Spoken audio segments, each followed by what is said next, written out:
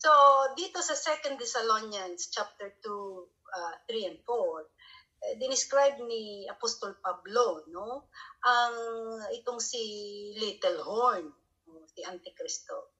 Sabi ay bago daw siya dumating, bago siya mahayag, ay kailangan muna may pagtaliwakas, falling away. So, alam natin yan yung apostasy, yung paglayo ng mga tao sa katuruan ng Diyos. So, nariyan na tayo sa kapanahon ng yan, no?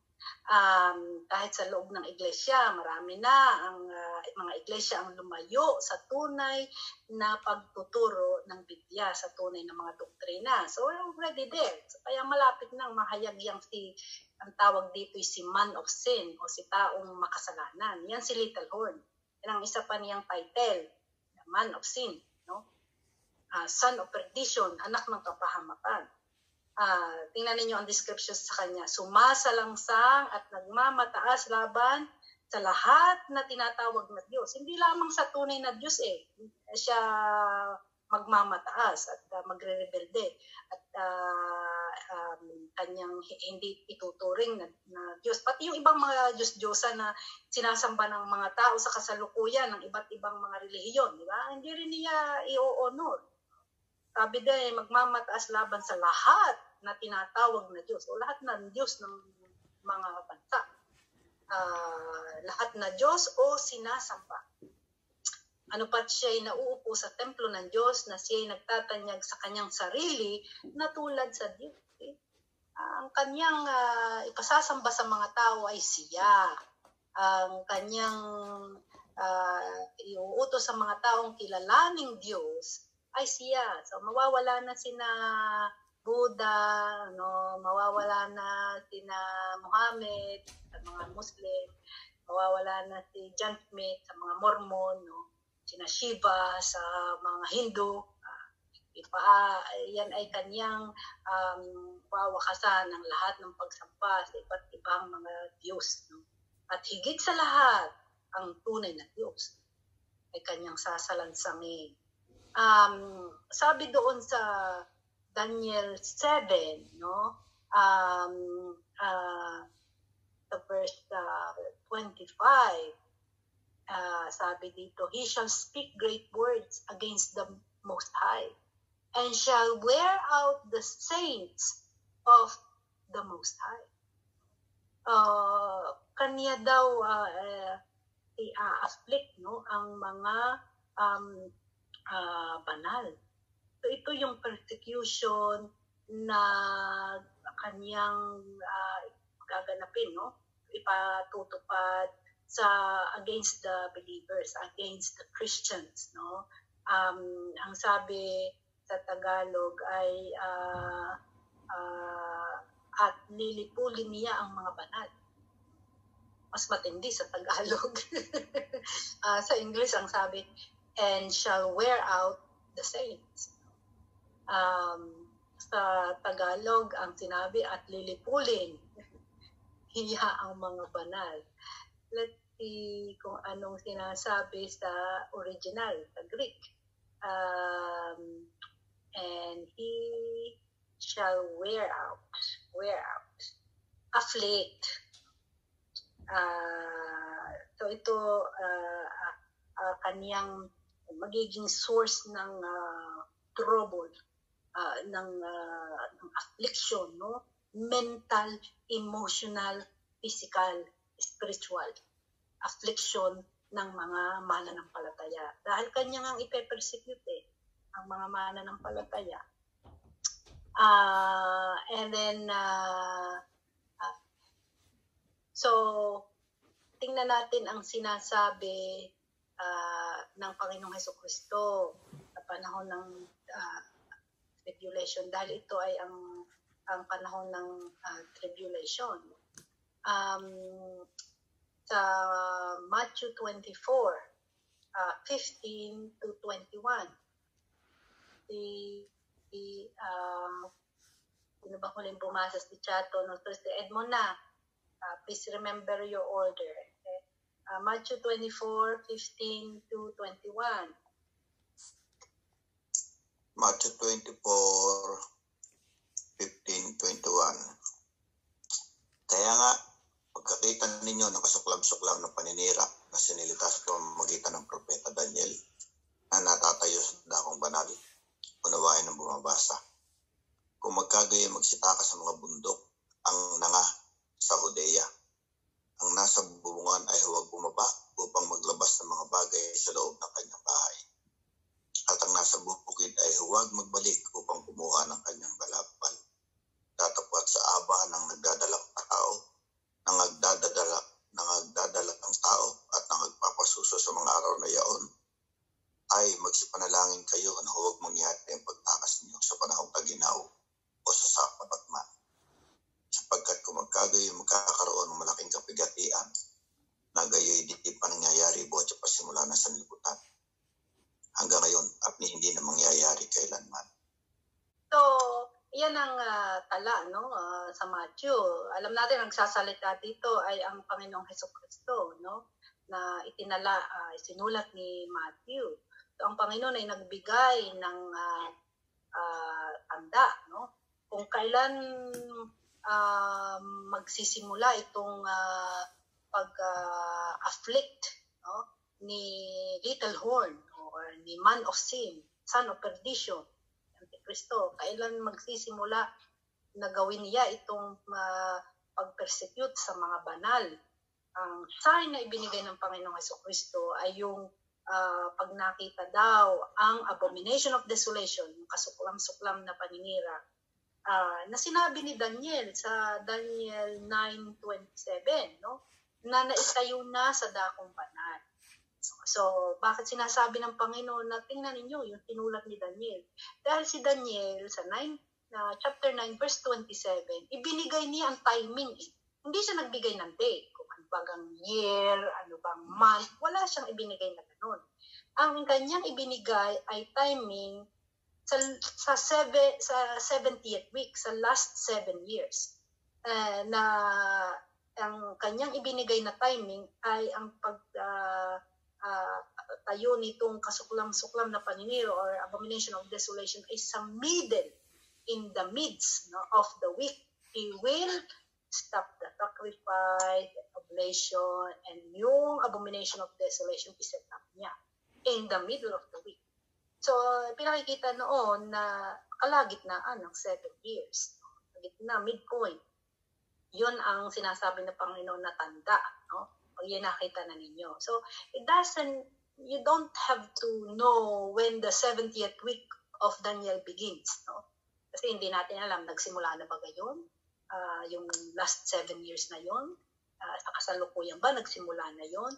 Or yun ba ay in the future pa magsisimula? So, ang una nating nakikita, hindi pa nakatayo ang third temple. Kaya dapat nakatayo na ang third temple before the middle of the 7 years. Kasi sa middle of the 7 years, ipatitigil ni Antikristo ang sacrifices. So, paano maiipatigil ang sacrifice kung walang temple? Di wala ding sacrifice pag walang temple. Kaya mahalaga yung pagtatayo ng third temple sa Bible prophecy. Kasi yan ang isang sa tanda ng end times, yan na ang pinakamalapit sa rapture. Isa sa mga pinakamalapit, matatayo ang third temple. At ang isa pa na malapit sa rapture ay yung pagtatayo ng abomination of desolation sa holy place ng temple. Kaya yun ang ibinigay ng Panginoon eh. So yan ang inaabangan ng mga prophecy teachers, no? Yung rebuilding of the third temple. No? So it's very close na. No? Lahat ready na para yung jigsaw puzzle na basta lamang pagdudugtong-dugtongin at tayo na. And everything is prepared. No? Even the cornerstones. Yan ang malapit-lapit pagka natayo yan sa ating panahon. Kasi buhay pa ay humanda ka na. Malapit na, no? Ay sa kasalukuyan hindi pa nakatayo 'yan. No? Hindi pa nila talagang mapagdesisyonan kung saan ang lugar na pagtatayuan, no? Pero unti-unti na nating nakikita ang malapit na katuparan niyan. Kasi ngayon, nire-recognize na ng mundo na ang Jerusalem, ang capital city ng Israel. Ang kanilang mga embassy inilipat na from Tel Aviv, nilagay na sa Jerusalem. Ang unang-una nga ay ang American Embassy nilipat na doon. So malapit-lapit na maalis ang kapangyarihan ng mga Muslim, no? Na siyang pinakukundanganan, kaya hindi talaga makadire-diretso ang planong pagtatayo ng temple. If you go to YouTube, meron sila actually diyan na video ng Temple Institute na inilagay na para bagang siya video ng kung anong magiging hitsura ng temple. Siya ay three-dimensional na it's like you are going inside the temple, kung ano yung makikita pagpasok mo sa door, paakyat. So I should find that and send it to you. No? Parang yun ang kanilang na plano na kung anong itsura ng temple na itatayo. No? So that's very close pag inatayo na. Pag tayo ay buhay pa at sa ating panahon ay natayo, ay malapit na. Ang kasunod na yan ay yung natanda itong sinasabi ng Panginoon na siyempre yung unang one world government ni Antikristo, paglabas ni false prophet, ni Antikristo ni false prophet, yan. Pero pagka yan yung naglagay na ng imahen yung sinasabi sa Revelation 13 na ipagagawa ni false prophet sa mga tao, ang mga taong pagagawin niya ganyan magiging suko ang mga taong nananahan sa lupa sa kapangyarihan ni Antikristo dahil sila ang pagagawin ng imahen ay sila gagawa. Ilalagay diyan sa Holy Place. Yan, papapagsalitain ni false prophet. So, batayin nyo ang chapter 13. Nariyan ang detalye kung anong magaganap. No? So, pag yan natayo na, talagang sabi ng Panginoon, magtago na kayo. Yan ang sinasabi niya Ang kausap niya dito ay mga alagad, ha?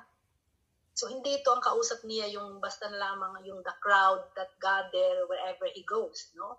Kasi tuwing saan man pumunta ang Panginoon, maraming mga tao ang nadating, no, para makinig sa Kanya. Pero dito, ang kausap niya mga alagad. Makikita niyo sa pasimula ng chapter, kausap niya dyan mga alagad, mga mananampalataya, mga tagasunod niya. Ano ang kanyang sinasabi?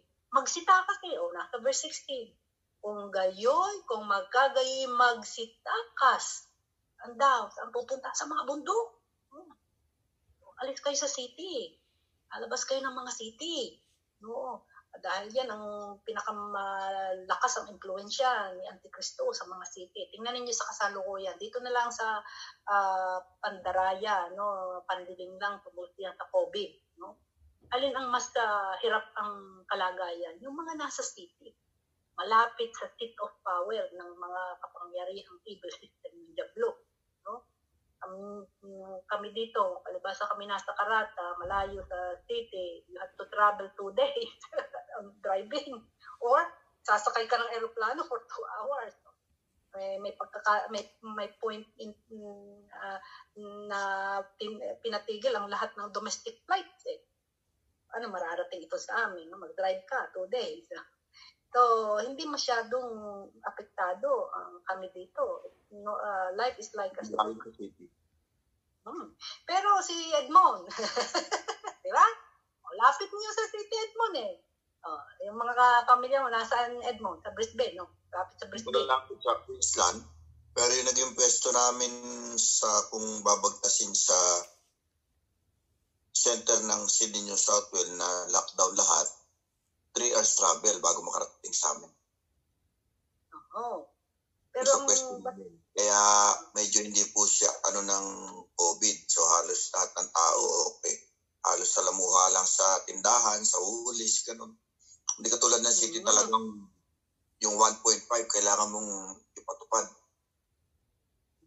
Basta't nasa city ka, ay mas malakas ang ang pwersa ng power, di ba?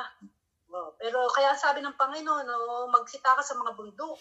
Punta kayo sa walang malayo sa impluensya ng kapangyarihan ng Antikristo. Yan ang sabi niya eh. Pag nakita niyo natayo niyan, sinasabi niya mga mananampalataya, umalis na kayo dyan. Kung kayo malapit na city, takbo kayo sa mga bundok. Kung sa Pilipinas, ang kabaga tatakbo sa Pilipinas. Malayo, City, Mindoro, doon sa mga tribo. Doon kayo. Diba? Sabi, wag na kayong babalik sa inyong bahay para kumuha ng gamit. Basta kayo magsilatakas na. Nag-uusapan na namin din sa bahay kung paano sa panahon yun. Sabi nga, pinag-uusapan namin, dapat ang mga bata ay turuan ng survival skill. Matutong tumira sa tent. Kaya i-train sila sa camping, camping life. Dito kami sa Australia ay medyo marunong kami sa camping. Kasi pag winter dito, napunta talaga kami sa doon sa walang kuryente, walang tubig, sa mga national parks. Dala mo lahat ng iyong mga ang iyong mga gamit, ang tubig mo, ang lutuan mo, dala mo. Andun lahat. Kaya medyo sanay kami magluto sa using firewood, no? Sanay walang toilet. Kaya ako doon sa sasakyan may pala. Meron akong pala, maliit lang siya, nako-fold. Binili ako ni Claro ng pala kasi mahaba ang driving dito sa amin. Minsan nagdadrive kami 11 hours. Diretso yan, 11 hours. Siyempre, tapos ang dinadaanan mo, walang city, walang town, walang tao, walang-wala. Puro kangaroo. So, pagka kinakaramdam, dapat marunong ka. Tagilid. Titigil muna sa sasakyan, no? Punta kayo, hanap ng mataas-taas na, dito pa naman sa Western Australia, walang punong malalaki. Mabababa na, hanap ka ng mataas-taas na bush. Tago ka. Tanlong ka doon. Huwag ka nga harap sa karsada at mga may dumaan. Parang huling biyahe ko, Sister Liway. Sa bus ako nagdaan, 14 hours. See? Kaya kailangan matuto kayo niya. Survival skill. Paano humanap ng pagkain in the wild. Dahil sabi niya, sa verse 21, sapagkat kung magkagayoy magkakaroon ng malaking kapighatian na ang gayoy di pa nangyayari buhat sa pasimula ng sanlibutan hanggang ngayon at hindi na mangyayari kailanman. Yan ang Great Tribulation. Sabi sa verse 22, at malibang paikliin ang mga araw na yon ay walang lamang makaliligtas. Katapwat dahil sa mga hirang ay paiikliin ang mga araw na yon. So paiikliin. No? Hindi pwedeng patagalin, mamatay lahat, sabi ng Panginoon. Wala daw lamang maliligtas So maikli lang yan. At kaya paikliin ay dahil sa mga banal, dahil sa mga mananampalataya. Okay? So ito yung kaugnay na yung sinasabi sa ating pinag-aaralan na Daniel 7 na ibibigay sa kanyang mga kamay ang mga banal. Ano ang sinabi sa Mark? Binanggit ko din, may sulat din, may tala din si Marcos. Mark 13:14 to 19. Si Aisha, sino na bang babasa? Si Aisha? Mark 13, verse 14 to 19.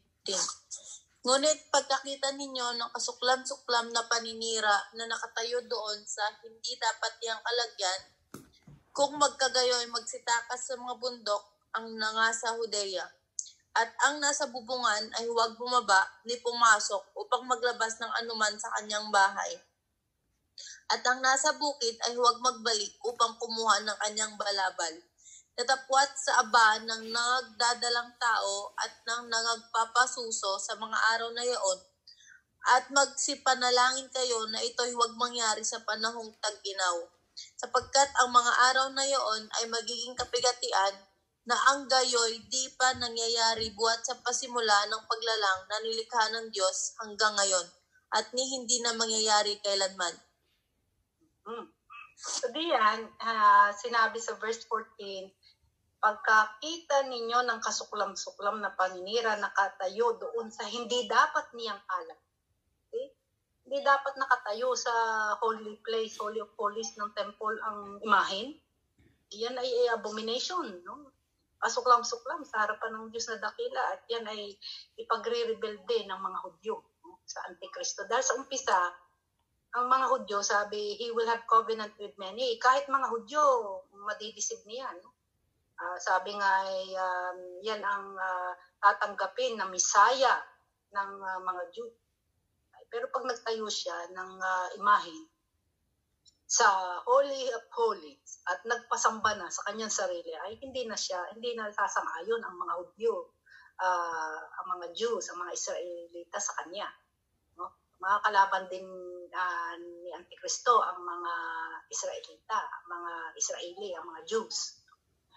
So, sabi diyan, sapagkat ang mga araw na yun magiging kapighatian na ang gayoy di pa nangyayari buhat sa pasimula ng paglalang na nilikha ng Diyos hanggang ngayon at hindi na mangyayari kailanman. It's only a one time off, no? Isang beses lamang mangyayari yan. Yung kapighatian na yan. Tingnan natin ang tala sa Revelation 6, 9 to 11, si Maricel. Revelation 6, 9 to 11.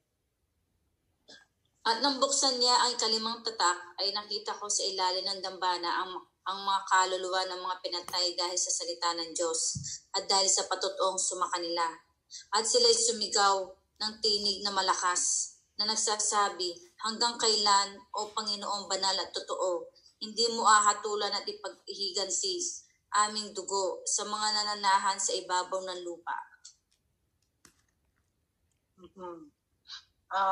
11? At binigyan ng bawat isa sa kanila ng isang maputing balabal at sa kanila'y sinabi na mga pahinga pa ng kaunting panahon hanggang sa maganap ang bilang ng kanilang mga kapwa alipin at ang kanilang mga kapatid na mga papatayin namang gaya nila. So, sabi dito, ito na yung pagbubukas ng ika-5 tatak. So, alam natin 7 seals yan, no? So, nabuksan na ang 4 na seals.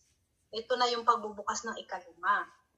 So, sa pagbubukas ng ika-5 tatak, doon sa aklat na kinuha ng Panginoong Hesukristo sa kamay ng Diyos Ama, no? Which is actually yun ang sunod-sunod na event ng pag-redeem, no? Ng Panginoong Hesukristo sa sangsinuko. Na unti-unti niyang kukunin, no? Mula sa kamay ng usurper, ng mangangamkam, kinamkam ni Satanas, ang sinuko. Kukunin na niya, i-redeem niya. Yan ang sinasabi sa Romans 8 na hinihintay ng creation na dumadaing, no? Dahil sila ay nasakop ng kabulukan, no? Kaya dumadaing ang creation. Kasama din ang mga mananampalataya, dumadaing, nag-iintay ng katubusan, no? Mga mananampalataya, nag-iintay ang katubusan ng katawan. Ang creation, nag-iintay ng katubusan mula dito sa kabulukan na pinapailaliman ng buong sansinuko. At itong pamula sa chapter 4 ng Revelation, yan na ang pasimula, no? Actually, sa 6, sa chapter 6, yan na hanggang verse 11 at saka umpisa ulit sa chapter 13, no? Onwards. Ayan na ang tala kung paano o ang sequence ng events ng pagtubos ng Panginoon sa mga mananampalataya at sa sangsinuko. Sabi dito sa pagbubukas ng ika-5 tatak, ay nakita sa ilalim ng dambana ang mga kaluluwa ng mga pinatay dahil sa salita ng Diyos. Dito yung mga mananampalataya, pinatay sila dahil sa salita ng Diyos at dahil sa kanilang patutuo. Sila ay nasa dambana, ibig sabihin sila ay nasa sacrifice, no? nasacrifice sila. Ito ang panahon ng tribulation. Sila ay sumisigaw sa Diyos at nahingi sila na ipaghiganti ang kanilang dugo. Kanino ipaghiganti? Hindi naman sinabing kay Antikristo eh. Sabi ipaghiganti ang aming dugo sa mga nananahan sa ibabaw ng lupa. Kasi si Antikristo ang nakakapangyari. Pero ang mag-execute ng kanyang mga policy dito sa lupa ay yung mga tao, mga galamay niya. Diba? So, yan, mga nananahan sa ibabaw ng lupa, yan yung mga ang allegiance ay na kay Antikristo. So, lahat ng mga ang allegiance ay na kay Antikristo ay sila ang magiging galamay ni Antikristo upang sa katuparan ang kanyang pag-afflict, pananakit, pag-persecute sa mga mananampalataya. Kaya ang hinihingi nitong mga martir sa dambana ay ipaghiganti sa mga nananahan sa ibabaw ng lupa. So, ito yung mga tao na sunod-sunuran kay Antikristo, pinatutupad ang kanyang ni-execute, ang kanyang mga plataforma. Yan ay kitang-kita natin sa ating nangyayari sa kasalukuyan na si Satanas ay may mga instrumento. I call them the seeds of the serpent. Kaya itong mundo natin nagkaganito. Ang kalagayan ng mga tao, nagkahirap-hirap. Sabi ko nga, mabuti tayo na nasa sa Australia, America, Britain, Ayan, kasi may welfare. Ang ibig sabihin ng welfare kasi dito Centrelink sa Australia. America, welfare. Dole ang tawag sa Britain. Yan ay kanilang assistance sa kanilang mga tao pag may kahirapan. Dito nga sa Australia, nawala ng trabaho, dahil niyang COVID na yan. Halimbawa, ang trabaho ay kailangan lumipad sa ibang state. Hindi nang credit, walang domestic flight. So, yung kumpanya, diretsong pinasusweldo ang kanyang mga tao kahit na hindi pa makapagtrabaho, assisted ng gobyerno. So, nasweldo pa rin monthly. Okay lang yun. At least may sinusweldo. Yung mga nagbabayad ng naupa ng bahay, dito, bawa na renta ka ng bahay, hindi nawala ng trabaho, hindi ngayon makabayad ng renta. So, normally, pwede kang ipaalsin sa bahay, di ba? Kasi hindi ka nakakabayad. Pinagbawalan ng gobyerno ang mga may-ari ng mga bahay na hindi pwedeng magpaalis ng mga umuupa sa kanilang bahay dahil hindi nakakabayad. So, kahit hindi nagbabayad, hindi pwedeng paalisin. Kahit na ang kanilang kontrata ay nag-expire, hindi mo pa rin pwedeng paalisin. Dahil ng ganyang kalagayan. And then, may assistance din na ibinibigay sa kanila para naman sila makapagbayad sa mga inuupahan nilang bahay. Plus, may nakuha pa sila sa Centrelink, yung mga job seeker. Ibig sabihin, naghahanap ka ng trabaho, so pwede kang kumuha muna ng assistance sa gobyerno, bibigyan ka ng pera, pang-ayuda sa iyong mga gastusin habang ikaw ay naghahanap ng trabaho. So maraming ganyang mga assistance, ay sa Pilipinas, sa ibang mga bansa, sa mga mahihirap na bansa na walang welfare, walang dole, walang Centrelink. Yung mga sa Pilipinas na mga nagtatrabaho sa hotel, yung sa tourism,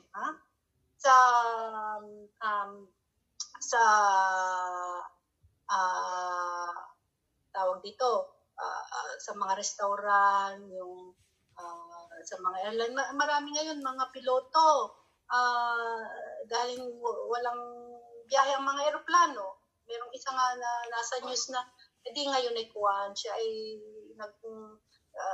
nasa Shopee, nagtatrabaho siya sa isang supermarket, siya ang naglalagay sa mga shelves, yung stacker, yung nag-stock up ng shelves sa supermarket. Pero pilot yun, ng aeroplano. Sabi niya, hindi ako nahihiya.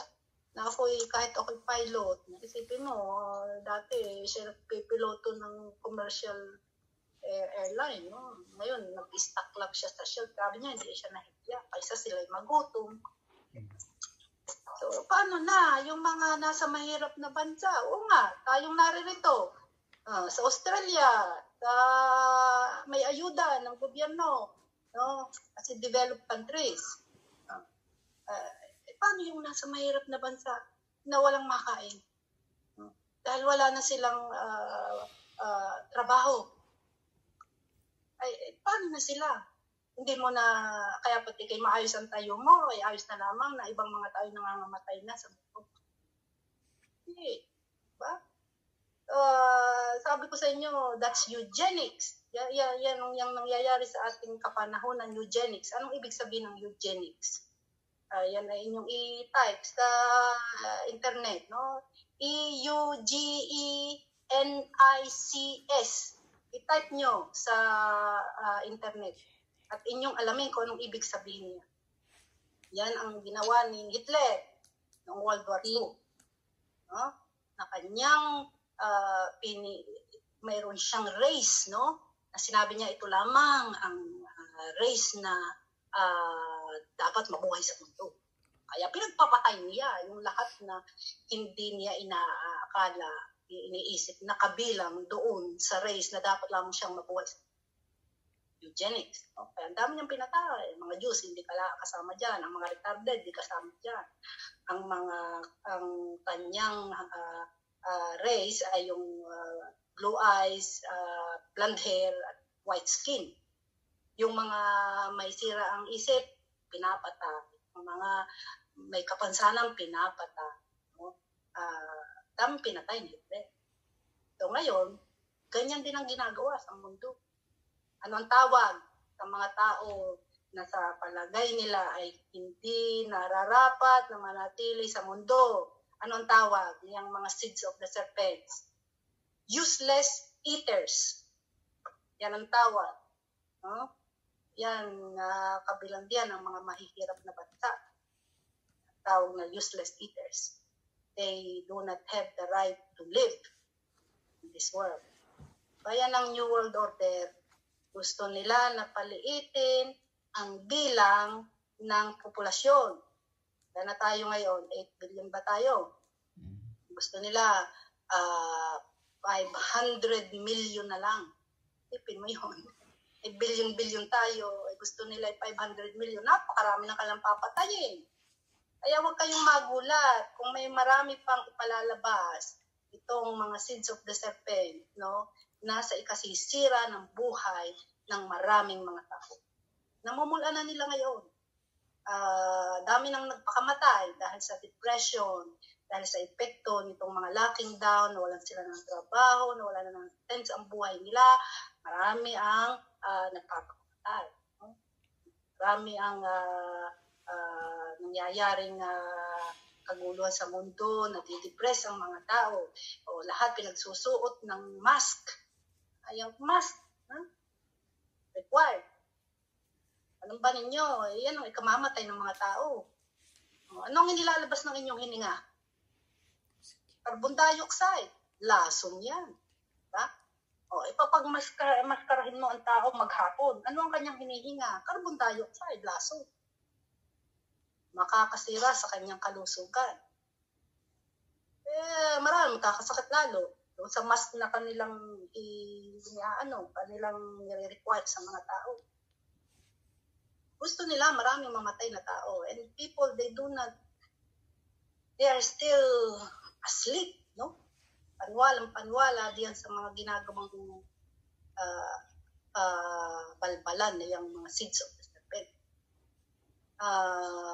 And sa pananakot na wala namang saysay. Tatak naman nga. We should think out of the box. Hindi tayo dapat tumulad doon sa mga taong tulong. We should be awake. So, yan na. So, sabi ko nga, kung hindi pa nagsisimula ang 70th week of Daniel, sa ngayong kapanahonang ito ay dry run. Alam niyo kung anong dry run? Practice. Practice yan, no? Kung paano nila isasagawa ang pagsisimula ng 70th week of Ed. Practice nila. Pwede nga pala. Ganyan ang gagawin natin. Lahat, buong mundo. Kasalukuyan, sinasabi ko sa inyo, walang pandemic. It's alive. Yung mga naglagay niyang kayabangan niyang kasinungalingan yan, tinatawanan ng buong mundo. So, dahil tuwan-tuwa sila na na-achieve nila ang kanilang purpose. The purpose of their lives. So, sinasabi ko sa inyo, God has given us wisdom, the believers. And so we have to pray with wisdom, no? Do not pray, Panginoon, alisin po ninyo ang pandemic. Will you pray that? Wala namang pandemic. Don't pray that. Ang yung panalangin, isirain ng Panginoon. Ayon sa kanyang kalooban. Siyempre, ang Panginoon nakakapangyari, no? Alam niya may inaalaw siya dahil may purpose niya. Pero kung kaya we submit to his will, no? Anong kalooban niya? Pero dumain tayo sa Panginoon. Na kanyang wasakin, sirain. Kung ito hindi ayon sa kanyang kalooban, sirain niya, wasakin niya. Itong mga nangyayari sa kasalukuyan na oppressive, sobra sa napakaraming mga tao. No? Yan ay kagustuhan ni Satanas, to oppress people. No? Tapos, ipa-destroy natin sa Panginoon itong mga seeds of the serpent. Ng kanilang mga buhay na kanilang sinisira. No? You see, you don't see the effect on the people. Doon na lang sa isang sinabi ng anak ko dito sa Pilipinas, no, Los Baños, na discourage yung ama. Sinunog ang bahay nila. Ang kanyang plano susunog, mamatay silang lahat na mag-anak. Siya, ang kanyang mga anak at asawa, lahat sila masunog. Sinunog niya bahay niya. Mabuti yung babae, nailigtas din niya yung mga anak niya. So, nasunog at namatay yung ama.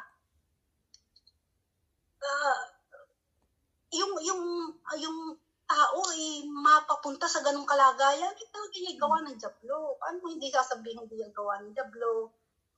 Ipinupush ang mga tao to their limits to do these things.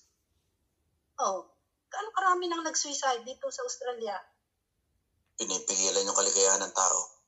Domestic violence, dami din. Kasi pag ang mga tao na-discourage, na-disillusion, no? Lasing. Sinong bubuntalin niya? Di asawa at mga anak. Dami nga yung domestic violence na nangyayari. If the leaders of the government will not wake up, yung masasala ang bansa. Maraming masasaktan, maraming mahihirapan, maraming mamamatay. Hindi yan COVID na yan. Bakit ang dami yung mismo mga nagkakasakit, talagang nagte-testify sila, yung mga pinagdaanan nilang pagkakasakit nila. Yung hirap na dinanas sila sa yung COVID na yun. Anong hirap daw? Yung paghinga, yung galing nga sa sipon, ubo, yung mga symptoms na talagang nai-intubate pa sila. Ang ganon. Saan mo nabalita yun? Sa news. Tapos sila mismo, yung pinapakita sila na Alam ba rin nyo na marami sa news staged? Stage lang? Yan you have to do research, no? Na yung mga nasa news, parang nagawa sila ng sine. May isang sine si Dustin Hoffman na pinalabas that they are actually manufacturing, they make movies and they show it as news para palabasin yung gusto nilang palabas. You mean they're being paid? Ganon? They're being paid? Yeah. And they're making movies to show, do a research, no? Tungkol diyan sa mga news, no? Sa news. Tingnan ninyo ang wordings nila. Yung mga sinasabi ng iba't ibang broadcaster. They're saying exactly the same word. So, ang ibig sabihin niya, pagka ang sinasabi ng napakaraming channels, napakaraming shows, napakaraming broadcaster, diba? Iisa ang kanilang, yung words na sinasabi, pare-pareho. Pwede ba ganon? Anong isipin nyo? Ay, scripted ito. Naintindihan nyo yung scripted? Alam nyo ang ibig sabihin ng scripted? Talagang pinilang. Ano alam nyo ang scripted? Ibig sabihin, mayroong ibinigay sa kanila na speech. Ha? Na yun ay ibinigay sa lahat. Kaya pagka sila humarap sa camera at sa microphone, pare-parehong words. Exactly the same words ang sinasabi nila. Because they have the same script. They're only reading the script. Eh? Kaya sabi ko nga, i-balance ninyo ang inyong mga pinakikinggan. No? Huwag lang kayong makinig sa common source of information, which is yung mass media. Go to the independent broadcasters, independent journalists, no? Na hindi sila, ang funding nila ay hindi galing sa mga korporasyon, hindi galing sa gobyerno, hindi galing sa mga kay Bill Gates, hindi galing sa mga pharmaceutical industries, hindi galing sa mga korporasyon ng mga produkto, no? Yung malaking mga entity dito sa mundo. Sila ng mga freelancer, no? Na they actually do and investigate to really know the truth. So maraming mga independent journalist, yan talagang pinersecute ng kapwa nila mga journalist. Dati sila ay kabilang sa isang broadcasting company. Sila ay tinatanggal. Kasi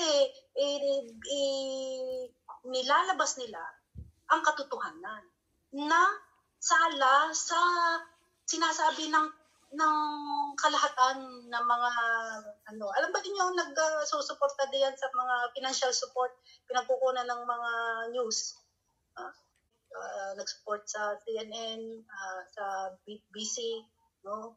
Malaking funding galing sa foundation, galing sa mga korporasyon, pharmaceutical industry. So sila nasabihan, yan ang sinabi ni London Real, di ba? Yan sa YouTube. YouTube, ang supporter niya na itong mga malalaking korporasyon. So kung ang kanila lamang hinahayaang pinapayagang i-broadcast ay yung hindi laban sa kanila. Kaya tingnan ninyo yung mga videos ng mga freelancer na nag-i-expose ng katotohanan, inaalis ng YouTube. Ba? Tama. At saka po, Sis Liway, pag kung sinerch nyo sa Google, yung example po, yung cases of COVID, pag sinabi nyo pong 200, lahat po nalilitaw doon 200. Pag pinalitan nyo pong 300, lahat po na nandun 300 na COVID. Yung same plate po. Kung ano lang po yung pindutin nyo, share po yung mag-a-appear. Pero pareho yan. Tapos, alam ba ninyo, CDC yan ang disease control. Alam mo, nagpalabas na CDC. 0.02, no, ang namamatay daw sa COVID.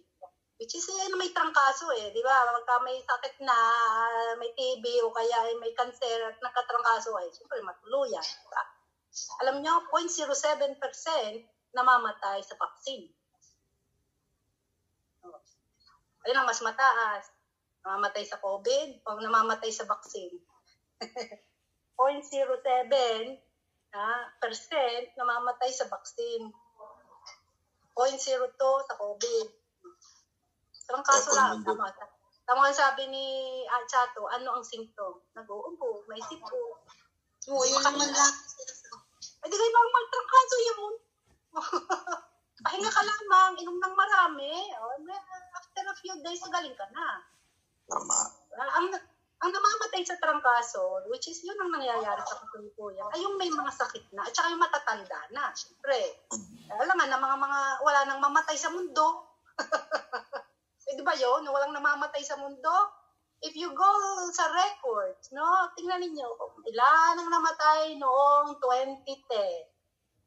Ilan ang namatay sa buong mundo noong 2011. Ilan ang namatay sa mundo noong 2012. Makikita niyo kung gaano karami ang namamatay sa mundo taon-taon. Milyon. Ang namang mga tao mabuhay forever, na wala nang namamatay. Laging may namamatay. It's the way of life, no? Lalo ngayon, aming matatanda, ha? Tapos ang mga tao pa ngayon, kinakain lason. Kaya lalong maraming namamatay. Kung noon, ang pagdaan ng trangkaso, malakas ang panlaban ng mga katawan ng tao, mabilis silang gumaling. Ngayon, mas mahirap labanan si trangkaso. Bakit? Ay puno ng lason ang katawan ng tao. Yan ang kinakain lason eh. Mas mahina ang laban ng trangkaso sa trangkaso ngayon ng mga tao. At puno sila ng lason. Sister Liwa, so pag naka-invento na ng vaccine, which is parang malapit na, hindi magpapabaksin. Ewan ko sa inyo, sinabi ng CDC, 0.07 namamatay sa vaccine, 0.02 namatay sa COVID. Yung vaccine naman, marami na namatay sa vaccine eh. Ikaw, ano gusto mo, COVID o vaccine? Trangkaso o vaccine? Trangkaso. Ito na lang sa amin eh, dahil doon sa ako nagtatrabaho sa kumpanya. Lahat na libre din eh ang flu vaccine. So lahat nagsasabi sa akin gusto nila. Ilalagay ko sila doon sa schedule. Kailangan mo silang ilagay sa schedule. Kapag nakatapos yung gayon, no? At ng mga nagpa-vaccine, puro absent. Absent 2 weeks, may sakay. Hindi naman ako nagpapabaksin. Lahat sila, kita ko, nawawala ang mga magtatrabaho namin eh. Yung mga nagpa-vaccine, puro may sakay. Yung mga hindi nagpa-vaccine, baka katawan. Okay. Yan sinasabi ko. And ito ay pasimula pa lamang. Sinasabi ko sa inyo mga kapatid, no? Marami pang dadating na ganyang klase, no? Para pinoprogram ang isip ng mga tao. Natanggapin that this is the normal way of life. Ayun, kakikita ko lamang doon sa isang may i-interviewin si London Real. Merong pinalalaganap na naman ngayon na mayroon daw second wave. May second wave. Pinoprogram na ang isip ng mga tao. Natanggapin yan. That this is the new way of life. Alam nila yung second wave. Nawala na ang freedom ninyo. You have to be used to not having your freedom. Yan. Yan ang kanilang gusto. Kaya yan ay abot-abot, no? Pagkakatapos ng isa, may ipasusunod, no? Para ang mga tao ituruan that this is the new way of life. Yung mga ipanganganak na ganito na ang mundo, hindi sa kanila yan ang normal. Diba? So pagdating ni Beast, no, ng Beast of Revelation 13, at paghahari ni Antikristo na kontrolado ang lahat, ay okay lang sa kanila. Normal. Na-train na eh. Train. Obey. So yan ang kalagayan, no? So, dito muna tayo magtatapos. Nandun na tayo sa page 13, no? Kasunod niyan ang ating pag-aaralan ay but we know how the story will end. Oo nga, aapihin ang mga saints. No? Talagang ipe-persecute ang mga saints. But, mga saints, hindi matatapos. Hindi mapapadaig, no? Hindi magpapadaig sa Antikristo. Because the saints know how the story ends. Alam natin kung paano magtatapos ang istorya. Okay? Sinabi na sa atin ng Panginoon. Ano sinasabi mo, Brad Edmond? Nakamute ka. Yun po, yung mga pinag-aaralan namin na halos mga takot sila sa COVID. halos pinag-aaralan natin ay nakikita natin yung katotohanan na kasi gusto nila proklama na ang program ng buong mundo maitatak sa utak ng tao. Kaya ngayon yung ibang tao, kaya sinabing ikaw uwi ng Pilipinas o pag umuwi kang Pilipinas o galing ka sa ganung lugar, kailangan mo magpa-injection, kailangan mo magpa-turok. Kaya yung bang walang awareness na takot na pagka nakaramdam lang ng konti katirang lalamunan, ang utak COVID na. Totoo. Grabe. We have to be wise, no? We have to know what is truth, what is the truth. God has given us the Holy Spirit, the wisdom, yeah? Not to be, na hindi tayo madaya, that we know the truth. No? Ang may control ng mundo ay ang Panginoon. Siya ang may kapangyarihan. And His power is in us. No? Nasa atin ang banal na Espiritu, ang kanyang kapangyarihan. Tulad kanina, kahapon, si Manny, yung kapatid ko, sabi, ate, please pray for me. Dahil nagpa-rapid test siya. Kasi pupunta nga sila sa Bicol kailangan makakuha sila ng pass, no, ng approval certificate para sila ay makabiyahe from Cavite to Bicol. So kailangan mayroong proof na sila ay walang COVID. So diyan pala sa Pilipinas mayroong rapid test, no, parang babayad ka 1,500. Kaya sabi ni Manny, yan ay ginagawa ng negosyo dito, yung mga testing na ganyan, kasi ang nagbabayad ay ang tao. So, sabi niya pa, ate, ipanalangin mo ako dahil sana maging negative ang aking result, no? So, sabi ko, I prayed for you. Then, kaninang umaga, sabi niya, ate, kagabi pala, ate, lumabas na ang result, salamat sa Panginoon, salamat sa prayer dahil negative. Okay, so nakakuha siya ng pass, no? Sabi ko, sa totoo lang, Manny, ang aking panalangin sa iyo, no, ay huwag magtagumpay ang kapangyarihan ni Satanas na saka mga anak ng Diyos. Dahil kapangyarihan niya ni Satanas. Kalukuhan niyang testing na yan. Ayan naman ay proven na hindi naman yan reliable. No? I-proven na hindi reliable yung mga testing na ginagawa niya. No? Pero ang sabi ko nga, yan ang panalangin ko sa iyo, huwag magtagumpay si Satanas sa kaniyang mga anak. Kasi sinungalingan lang naman yan, mga testing na yan. Pera-pera na lang yan, ginagawang negosyo. Tsaka pala ang kwenta yung mga testing na yan. Ang testing sa iyo, ay may sipon, no? Sipon, trangkaso mo. Normal yan nanadating sa mundo. So sabi ko, yung kasinungalingan ng Diablo, magtagumpay sa mga anak ng Diyos. Hindi lang si Manny ang humingi ng panalangin sa akin, may isa pa na humingi din ng panalangin sa akin. Nag-test positive, no? Nagpa-test ulit, negative. Yung unang test positive, humingi ng panalangin sa akin. Teka, may kalukuhan naman ako yung testing na yan, hindi reliable yung testing na yan. Lahat yan, kinukuha niya, lahat yan positive. Panalangin natin, sirain ng Panginoon. Pangalawang testing, negative naman.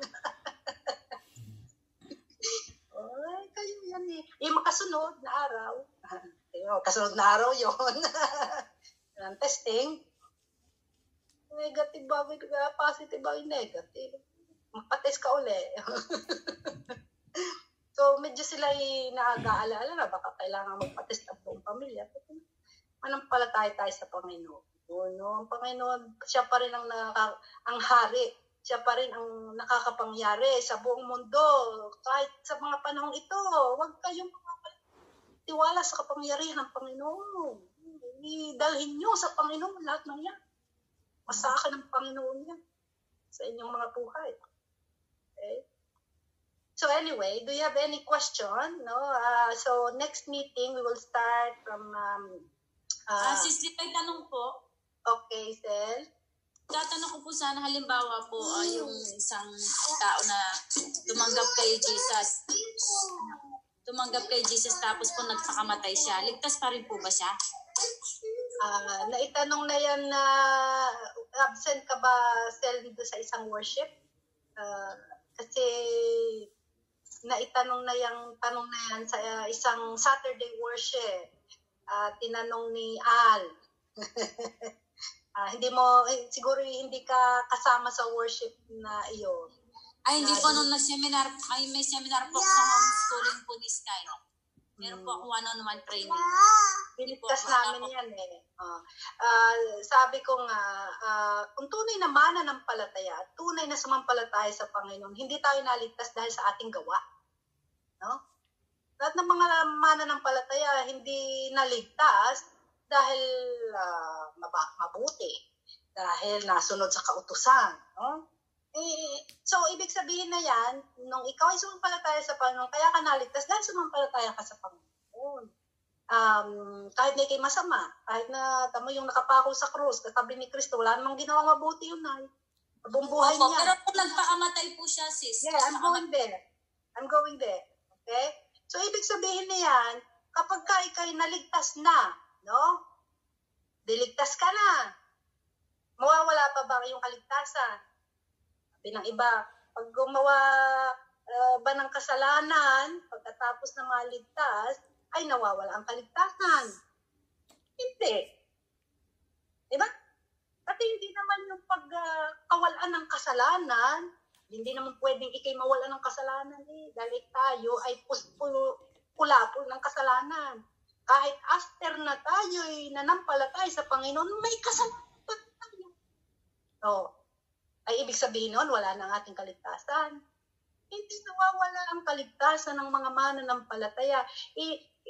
Ang basihan ng kaligtasan ay hindi dahil ikay perfect, dahil ikaw ay walang kasalanan, dahil ikay nasunod sa kautusan. Hindi yun ang basihan ng kaligtasan. Dahil walang makaka-perfect. Sabi ng Panginoon sa James, kapag sinikap mo, natuparin ang kautusan at nabali mo ang isa, nabali mo ang lahat. Ibig sabihin pala niya, kahit nasunod ka sa utos ng Diyos, dahil hindi mo na perfect, ang marka mo sa kanya, 0. At tayo 0. We are 0 before we got saved, and we remain 0 after we got saved as a person.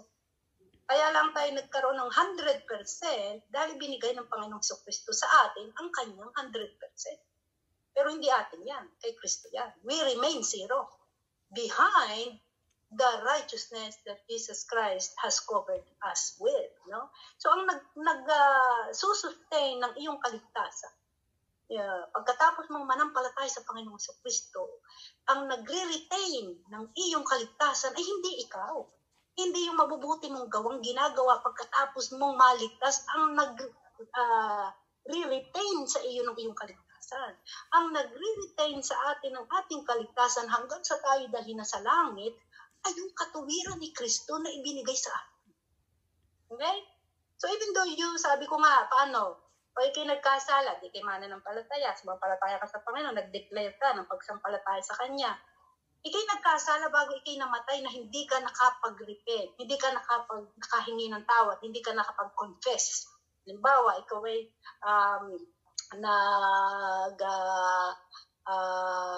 nagnakaw, no?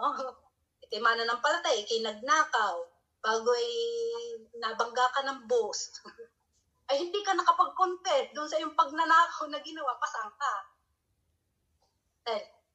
Palagay mo, pasang ka. Nangit. So, then, what do you think?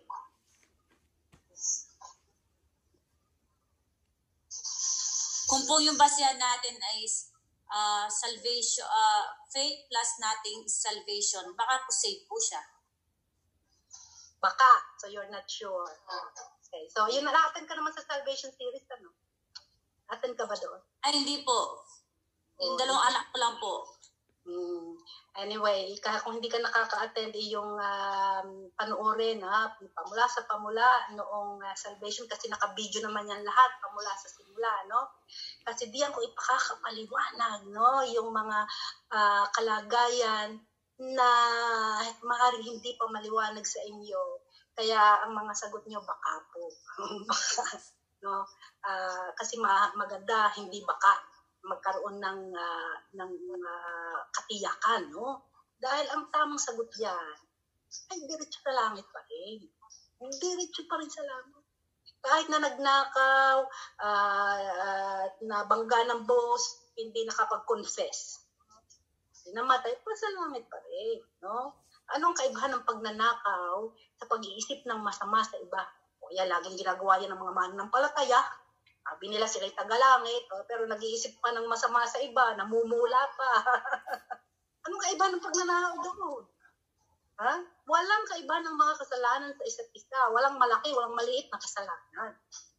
So kung tunay na nanampalataya sa Panginoong Hesukristo at naligtas, naging anak ng Diyos, at siya ay pinanahan ng banal na espiritu, binigyan ng citizenship sa langit, pinili bago itinatagad sa libutan, nagpakamatay siya, that is murder, no? He committed murder because he told himself, I believe he will still go to heaven. Pero, ang mananampalataya,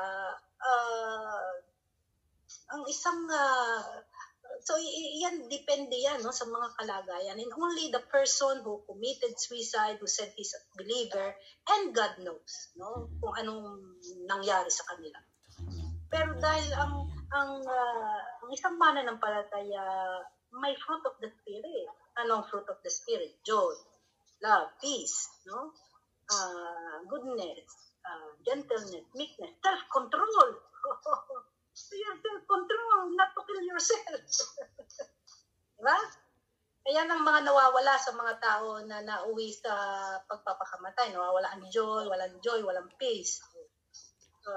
Pero we cannot judge people dahil mayroong dinadanas ang iba na sobrang higpit, no? Na hindi mo nararanasan. So we cannot judge them.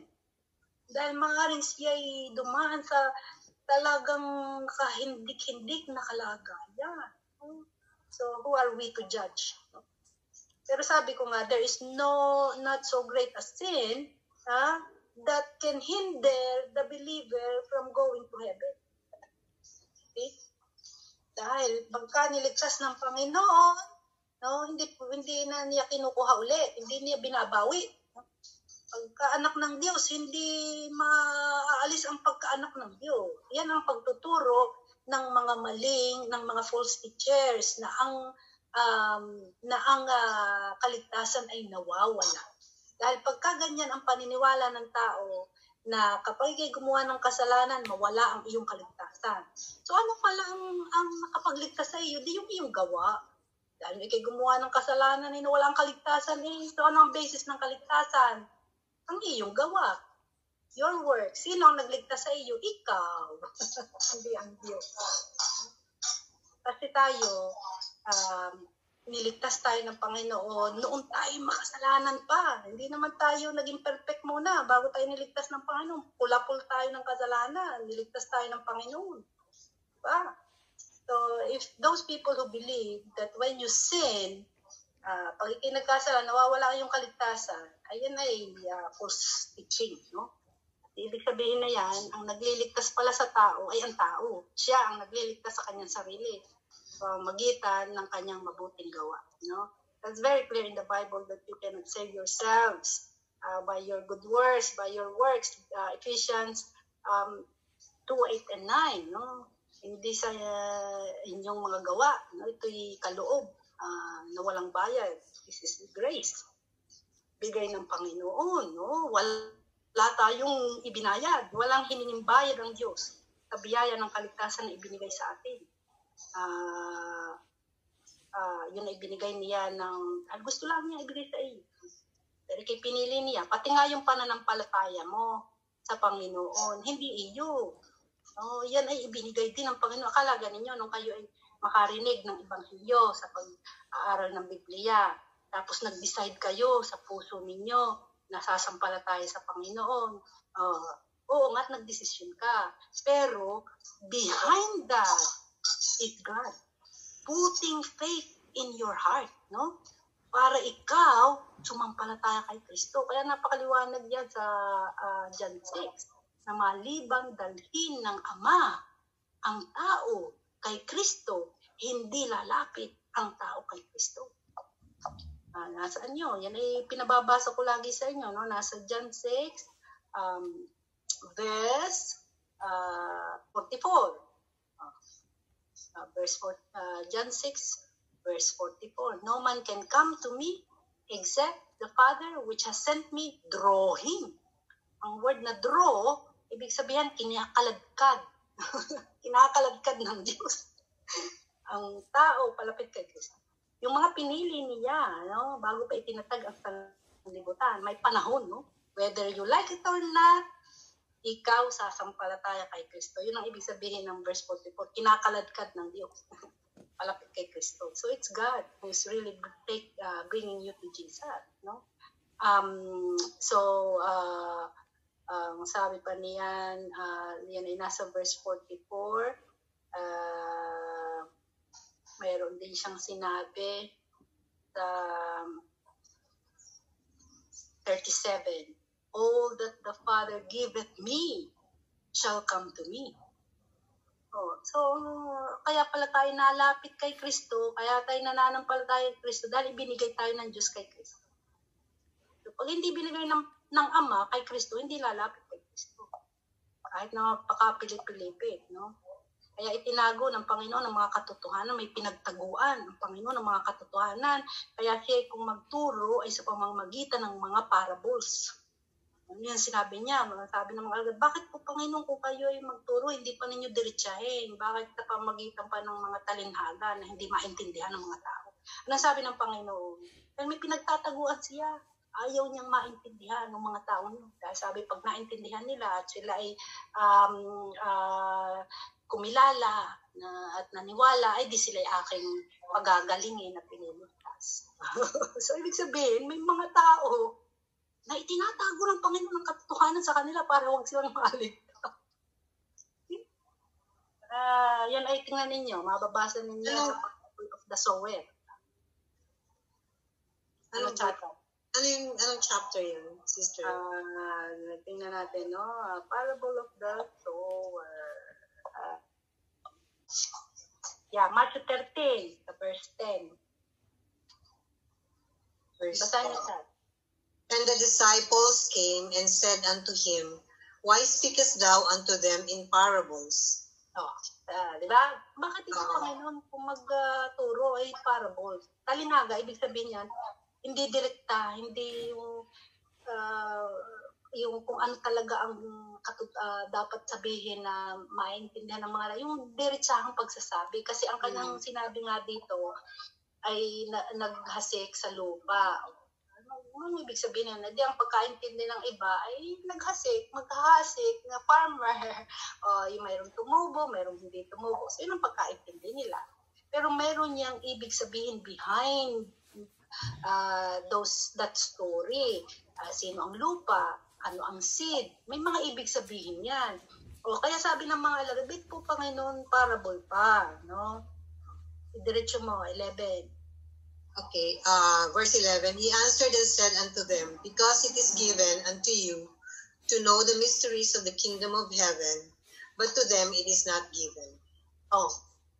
Kaliwanag diba?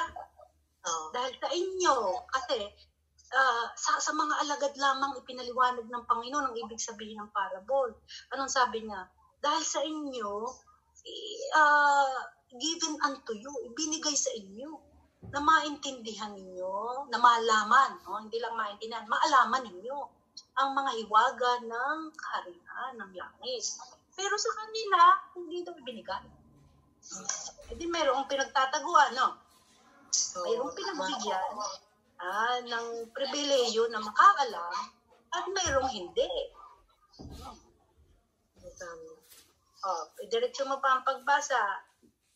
Verse 12, for whosoever hath, to him shall be given, and he shall have more abundance. But whosoever hath not, from him shall be taken away even that he hath. Therefore, 13, therefore speak I to them in parables, because they see not, and hearing they hear not, neither do they understand. See? Para daw, kahit naririnig nila, hindi nila naiintindihan. Nakikita nila, hindi nila talaga nauunawaan. No? So, kasi ang pagkaintindi lang nila, may farmer, nagtanim, mayroong tumubo, mayroong hindi. Superficial. Alam na yun ay tumutukoy sa buhay ng mga tao na mayroong mga tumanggap ng salita ng Panginoon at yun ay namunga sa kanilang buhay, yung mga naging mga mananampalataya. Ay sabi pa ng Panginoon, yan ay inihula ni Isaiah 14. Ako pa rin. And in them is fulfilled the prophecy of Isaiah, which said, by hearing he shall hear, and shall not understand, and seeing ye shall see, and shall not perceive. Saan yun? Saan yun sa Isaiah? Makikita nyo yung hula na yun sa Isaiah 6, 9 to 10. Sino ba sunod na babasa? Brother Edmund. Edmond, basahin mo yung binanggit ng Panginoong Jesucristo na prophecy na Isaiah 6, 9 to 10. Isaiah 6, 9 to 10. At sinabi na ikaw yumaon at sisayin mo sa bayang ito yung naririnig nga. Ngunit hindi niyo nauunawa at nakikita nga ninyo, ngunit hindi niyo nauunawa. Verse 10. Patabayin mo ang puso ng bayang ito, yung pabibigati ng kanilang mga pakinig at yung ipikit ang kanilang mga mata. Baka sila mga kakita ng kanilang mga mata at mga kakinig ng kanilang mga pakinig at mga kaunawa ng kanilang puso at mga balik loob at magsigaling.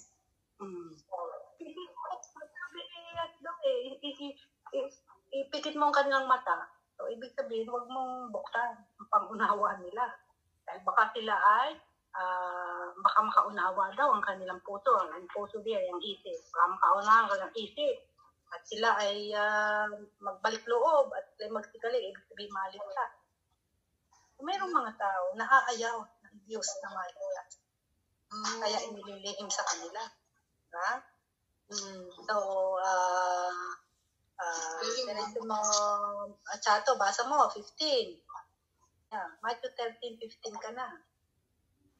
13:15. Okay.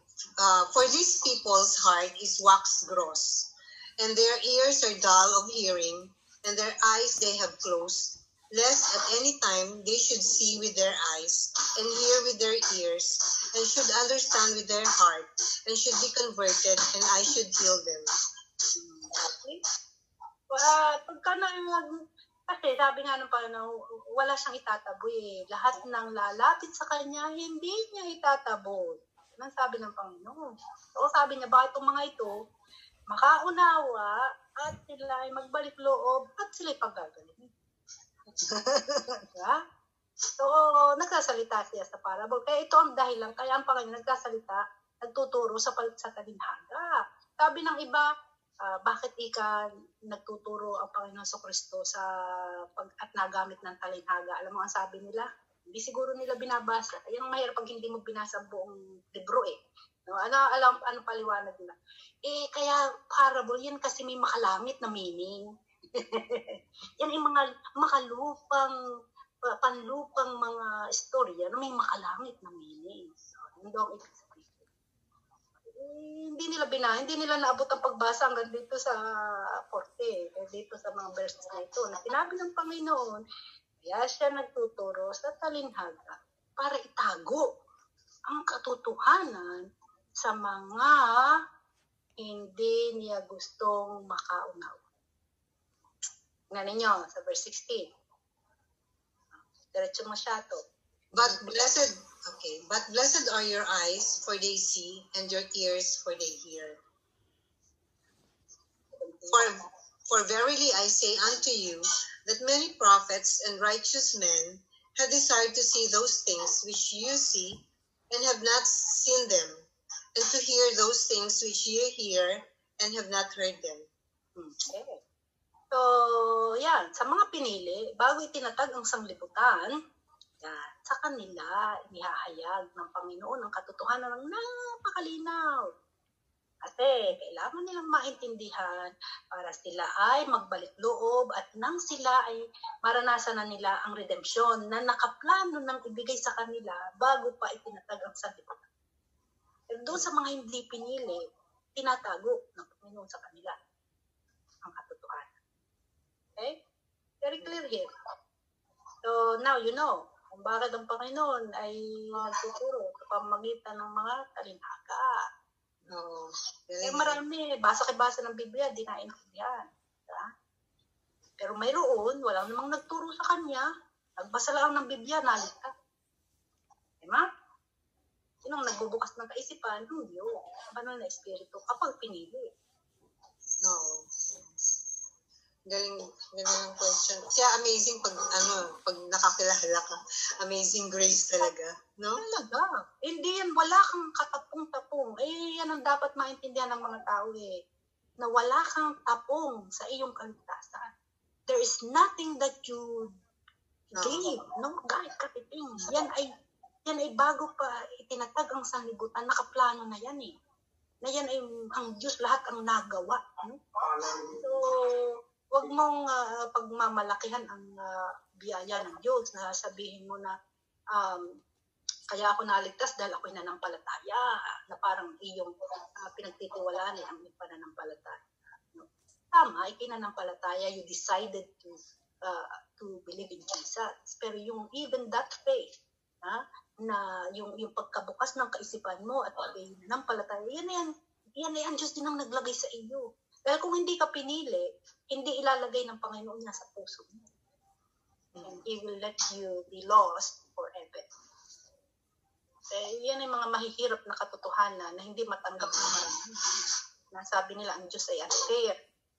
Ibig sabihin yan, meron siyang pinili na pang-impyerno. Ay talaga. Ganun nga. So, pero sabi nga, huwag kang titigil ng pag-share sa lahat. Hindi naman natin alam. Wala namang nakalagay sa noo na tatak na pinili. Diba? Para alam mo kung sino lang yung share ng gospel. Wala namang nakalagay na tatak. We don't know. No? Kaya, sasabihan natin lahat. Pinili ng Diyos. Kapag narinig at yun ang panahon nila, kanya-kanya na silang magsisampalataya. No? Yung mga pinili. Tama, mayroong mga sinasabihan kayo, hindi, ayaw, natanggi. Mayroong nga naka-attend na minsan ng salvation, series, ng pag-aaral, tumigil pa. Mayroon nga akong, sabi ko sa inyo, tinuruan, sabi ko, ay, kapatid, ikaw'y nasa pintuan na tumalikod ka. Kaunti na lang na pag-aaral at maintindihan mo na, nawala na siya ng gana. Kaya isipin mo yun mayroon nga natapos lahat ng pag-aaral, very clear sa kanya tungkol sa plano ng kaligtasan ng Diyos, no? Sabi sa akin are you converting me? Hindi. We have to, this is the point, no? Sabi ko sa kanya, ngayong maliwanag sa iyong lahat, that you have to make a decision. Puti yun, yung tinuruan ko yung manager. Sabi ko, this is the point where you have to make a decision whether to accept Jesus Christ to save you or not, to reject Him. Ayaw niya. Ay ko, so then, this will be my last time to do Bible study with you. Sabi niya, hindi pa natin natapos ang buong Bible. Bakit titigil ka na? Hindi pa natin tapos na aralin buong Bible. So that means it's only after knowledge. Sabi ko, walang kabuluhan. Idiretso natin ang ating pag-aaral. Kung aayaw mong tanggapin ang Panginoon. What's the use of continuing the study? Kasi ang kasunod ng pag-aaral niya ay para sa mga tagalangit. Ay, hindi ka pa tagalangit. Kaya lahat ng mga hindi nanampalataya sa Panginoong Hesukristo, pagkatapos kong maituro hanggang sa pagtanggap, no, yung pananampalataya, at tinanong ko, kinausap mo na ba ang Panginoon, no? Sabi sa akin, hindi pa ako handa. Okay. We finish our Bible session ngayon. Tell me when you're ready. You will resume. No point. Walang kabuluhang magpatuloy. What's the point? No, maliwanag na O, at tinatanong ko, maliwanag baga? O meron ba kang kailangan linawin? Dahil kung mayroong hindi naintindihan, uulitin ko ulit. Ay, maliwanag na. Pero hindi pa siya handa na tanggapin si Kristo. So sabi ko, finish. The classes are over. Sayang time and effort. Bibigay ko sa iba na pinili ng Panginoon. Yung mga pinili, dire-diretso yan. Dire-diretso yan. Makikita mo sa resulta sa buhay nila habang nag-aaral, pagkatapos na maalaman, dire-diretso may pagsunod. Pinili ng Panginoon. So that's why we share to everyone. We find the people who were chosen. No? That they need to hear. Those people need to hear. And maybe you are the person that God will use para sila ay makarinig. At sa tamang panahon na itinakda ng Panginoon, ay sila ay dumating sa kanila ang pananampalataya sa kanilang puso na bigay ng Diyos at sila ay sasampalataya sa Panginoon. Okay? And that's a great privilege na ikaw ang naging instrumento para itong taong ito, no, ay ma-fulfill ang plano ng Diyos sa kanyang buhay. Na iplinano na niya bago pa itinatag ang sanlibutan. Naisipin mo, na-involve ka sa fulfillment ng plano ng Diyos. What a great privilege, no? Sana maranasan niyo yan. I'm always amazed every time sa mga nag-aral kasama ko and I see, no, yung mga pinili ng Diyos, nagsisilapit sa Panginoon, no, nababago ang buhay. Dati may takot sa kamatayan dahil hindi niya alam kung sila'y pasalangit. And then, kakaroon sila ng hope, ng pag-asa, no, anong mangyari. Pasalangit kami. Tuloy ng Panginoon. Diba? So, kaya ako, ilang beses ko na naituro itong Doctrine of Salvation. How many times have I done this series, no, with different groups of people? Napakarami na. At marami akong nakita ng mga nabuhay na espiritu. No? Dati mga patay ang espiritu dahil sa kasalanan, nangabuhay. Puri ng Panginoon. And I praise the Lord for giving me the opportunity and the privilege to be a part of this marvelous, marvelous, wonderful work of God of saving people. Okay, meron ba kayong tanong pa? Ganda nung tanong niya. See? Nagsanga-sanga sa nag-ano siya. Magaganda ang tanong ni Seth, no? So that's good. May tanong ka pa, Seth, no? Pero I encourage you, Maricel, to watch the video kasi hindi ka nakakasama doon sa salvation study. Yan naman lahat ay filmed and taped, recorded. No, nasa playlist ni Nadsel. If you type Nadsel Manalo sa YouTube, makikita mo ang kanyang channel. Then click playlist. Then makikita mo doon yung series na pang Sunday. Inilagay na nga ni Nadsel Sunday. So, Sunday mo sa pamulang-pamula, no? Kasi it's a series. So, don't watch the very last one. Mag-uumpisa ka sa unang-una. Nilagyan ni Nadsel yan ng part 1, part 2, part 3. So, alam mo or I don't know, is it session 1, session 2, something like that? So, para madaling makikita ng mga tao kung saan magsisimula. Kasi if it's a series, you have to start from the beginning. Huwag kang mag-i-start most recently uploaded. No? Hindi na mismo yung sa unahan. Pag series, umpisa ka sa simula. Okay? May kanya-kanyang part yun, mula part 1 yun. Tsaka nalagyan ko na rin ng date. Oo, may date na rin. So that's good. Maganda. Maganda na sila ay mayroong identification ng sunod-sunod, no? Yung identify agad ng mga tao na ito palang una, bago ito, ang kasunod. Para hindi sila malilito, baka ang maunang mabuksan ay yung panghuli, ay di sala sa series. Kailangan mag-umpisa sa simula of the series. Levi, Ay. tanong ko lang, lahat po ba ng salvation series natin nasa video na? Yeah, yun kasi ay ang pag-aaral noon ay every Sunday alas 8 ng gabi. So, sa iyo masyado ng late yun. Sa iyo, 10 o'clock yun eh. No? So, doon ka na lang sa video manood, no? So, kunin mo ang pangalan, Nadsel Manalo. Tulat mo. Nadsel Manalo. Pero po ko nun Nadsel Manalo. Nadcel Manalo. So, bubuksan mo ang YouTube. Tapos sa search, ilalagay mo pangalan niya, Nadsel Manalo. Pagkatapos, i-click mo playlist, no? May tab yun, taas, playlist, para lalabas yung kanyang mga folder. Kasi binibidyo na lahat, pati itong ating ito, binibidyo niya, itong entire, no? So, kaya pagka naka-absent, pwedeng balikan o hindi ka naiwanan kapag pinanood mo yung itinate, no? Sa YouTube natin yan.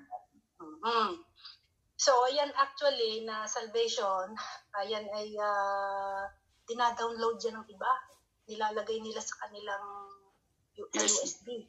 Oo. Pagkatapos yun, kasi may mga kamag-anak sila na walang mabilis na internet. So, hindi nila mapanood by streaming from YouTube. Yung direkta sa YouTube. Dinadownload. Tapos yun, isinasaksak sa USB sa computer, pinapanood nila offline. Para makarinig yung kanilang mga kamag-anak na hindi maka-attend sa Bible study mismo every Sunday dahil nga mahina ang internet, hindi sila makakunik. Plus, hindi rin nila ma-stream ang video online, hindi nila mapanood online. So, yung mga kamag-anak na mayroon silang pasanin sa kaligtasan ng kanilang mga kamag-anak, dina-download. So, you can actually send the link to your relatives na gusto mo na makarinig, maintindihan itong doctrine of salvation. And they can watch the video kasi yan sunod-sunod. Kami ay dahil nag-umpisa yan sa pasimula, which is the Bible. Alam mo naman yun, no? Una natin sa series, Bible. Tapos heaven, no? Tapos hell. Ngayon, nandun na kami sa creation. Sa Genesis chapter 1. Kasi ngayon, maraming mga estudyante na nag-aaral. If you will be in the session, makikita mo may mga bata doon. May mga nasa elementary, mga high schooler, may nasa university, nasama sa pag-aaral. Ay, itong mga batang ito, alam ko yan tinuturuan sa school ng mga kasinungalingan ng Diablo tungkol sa evolution, Big Bang, ganyan. Kaya medyo may idinagdag ako sa pagtuturo. Nire-revise ko ngayon, ina-update ko yung aking mga lesson. Nilalagyan ko ng science. Okay? Yung natin po, yung lesson natin sa Abu Dhabi, yung Bible, Heaven, yung Hell, lahat ng napag-aralan ng inabot natin sa Abu Dhabi. Yeah. Pero ngayon nga, dahil nga may mga nasama ng mga estudyante, inahaluan ko ng science, no? Kasi nga, gusto ko na ipakita sa kanila ang mga kasinungalingan na naririnig nila sa mga school, sa mga professor nila, nababasa nila ngayon, it's all over YouTube, no? Yung tungkol sa Big Bang, multiverses, yung tungkol sa mga evolution, yung material world, materialistic, natural, materialistic world na walang creator. Ang mundo ay nagsimula sa matter. Matter was in eternity, and ang matter through mga molecules ay naghalo-halo, and then here we are. Meron sa YouTube na pinalalabas sila ngayon, yung sinasabi nila flat earth. Yeah. So anyway, so naglagay ako minodify ko ang lesson na yung ginagamit. Dinagdagan ko ng mga scientific discoveries na naaalaman sa kasalukuyan na nagpapakita na ang universe natin ay may pinagmulan. Ito'y hindi eternal, no? Ito'y nagsimula sa wala. Yan. At mayroong design, intelligent design, no? Na siyang gumawa. Kasi yan, hindi pinanunwala. Kaya ngayon, maraming mga bata, mga kabataan, no? Kita ko na ang mga magulang nila, very devoted na Christian, no? Yung mga bata, nagsilaki. sa school, bombarded sila, no? Pinauulanan sila ng mga turo ng mga ganyan, mga yan sabi ko yung tawag niya doktrina ni Satanas, no? Mga pandaraya, illusion, ganyan. O sa ano yan, sa pinapamulaan na yan sa elementary, sa high school, sa college, no? Kaya, alam mo kung nangyayari sa mga batang yon, nagiging atheist.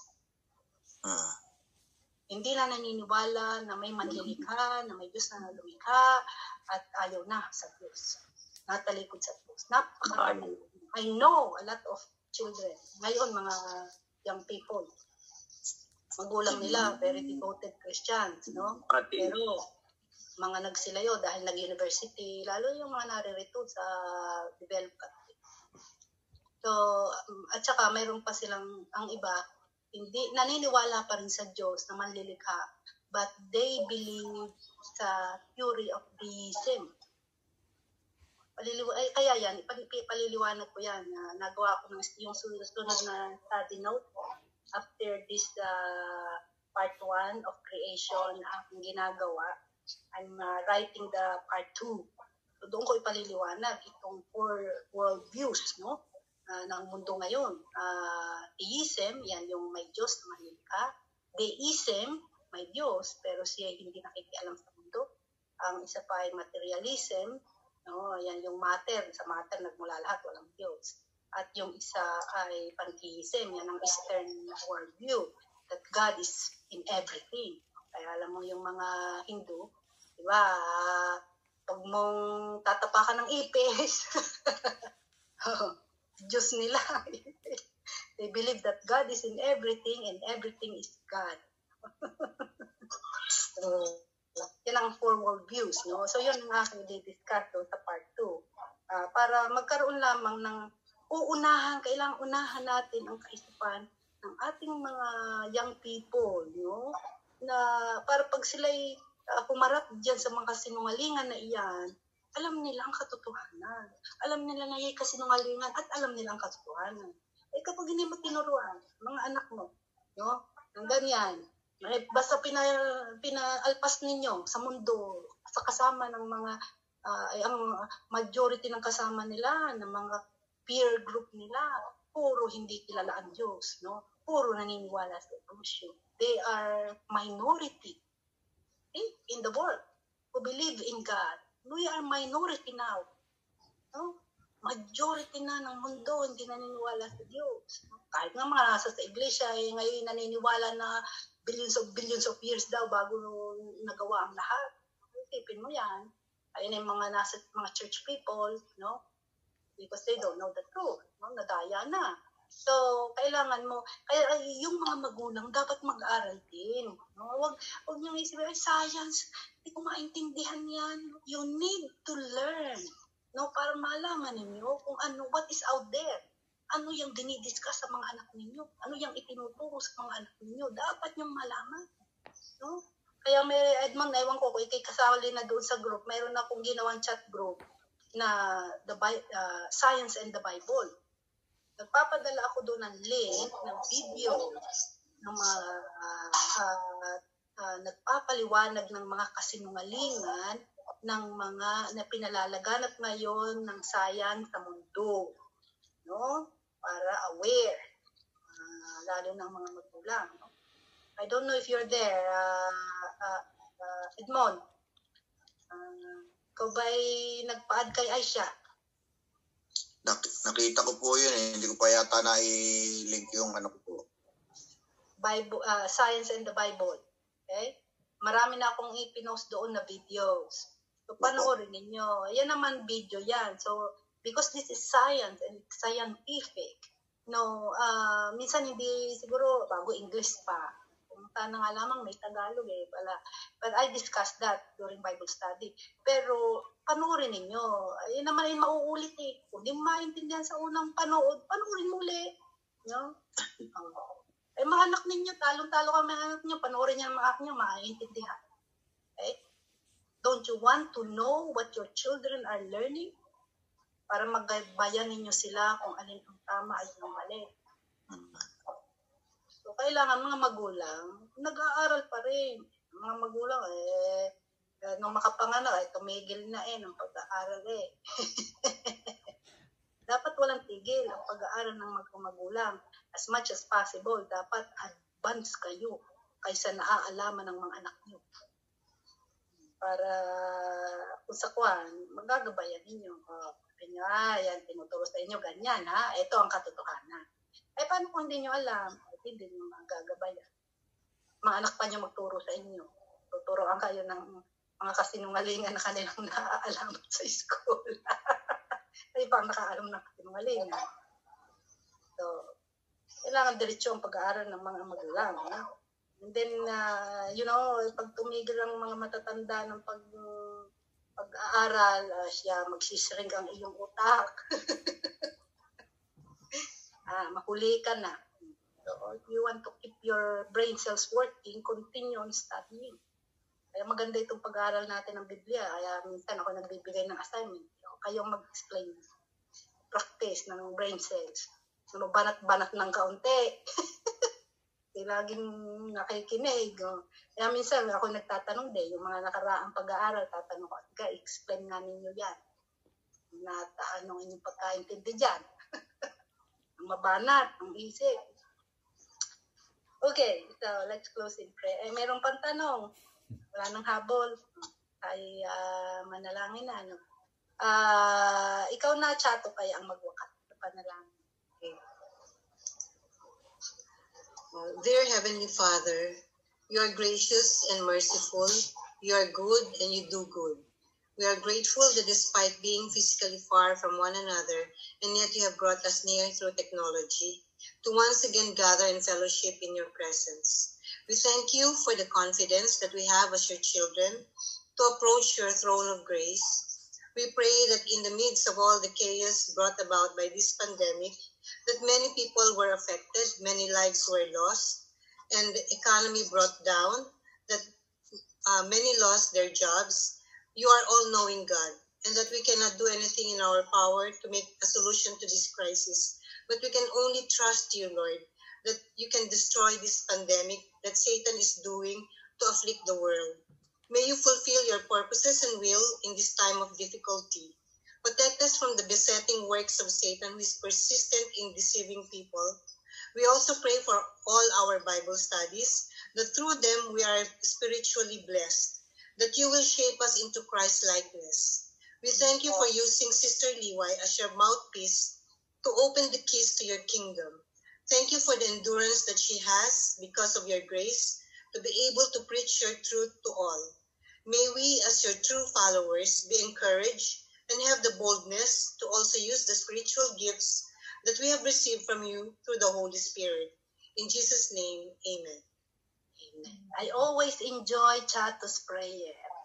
Amen. I pray with you, Chato. Very, very good. Yeah. Thank you. Thank you, Lord. With wisdom to speak to our Lord. Yeah. We should prepare, actually, when we talk to the Lord. Para ating pananalangin may sense. No? Okay, I'll say bye-bye to everyone. Bye. Thank you. Thank you for everything. Thank you po. Okay, bye-bye.